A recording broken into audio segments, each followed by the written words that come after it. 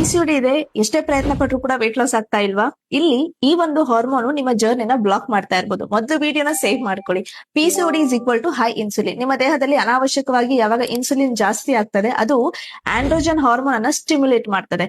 Androgen hormone ಯಾವಾಗ ಜಾಸ್ತಿ ಆಗ್ತದೆ, ಅವಾಗ ಓವುಲೇಷನ್ ಸಪ್ರೆಸ್ ಆಗ್ತದೆ.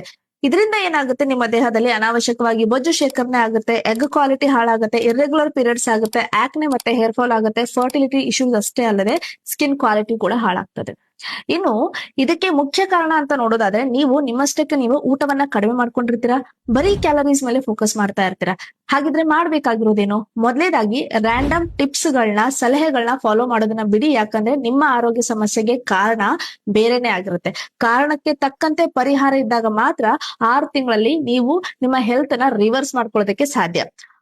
ಮಾಡ್ಬೇಕಾಗಿರೋ ಮೊದಲೇ ಕೆಲಸ ಏನಂದ್ರೆ, ನಿಮ್ಮದೇ ಆದಂತಹ ವೈಯಕ್ತಿಕ ಆಹಾರ ಪದ್ಧತಿನ ತಗೊಳ್ಳಿ. ಅದರಲ್ಲಿ ಹಾರ್ಮೋನ್ಸ್ ಗಳು ರೀಸೆಟ್ ಆಗ್ಬೇಕು. ನಿಮ್ಮ ಮನೆ ಆಹಾರಕ್ಕೆ ಸೇಮ್ ಟು ಸೇಮ್ ಇರುವಂತಹ ಪದ್ಧತಿನ ಆಯ್ಕೆ ಮಾಡ್ಕೊಳ್ಳಿ. ಬರೀ ವಾಕಿಂಗ್ ಮೇಲೆ ಫೋಕಸ್ ಮಾಡಬೇಡಿ. ಸ್ಟ್ರೆಂತ್ ಟ್ರೈನಿಂಗ್ ಅನ್ನ ವಾರದಲ್ಲಿ 3 ದಿನ ಇನ್ಕ್ಲೂಡ್ ಮಾಡ್ಕೊಳ್ಳಿ.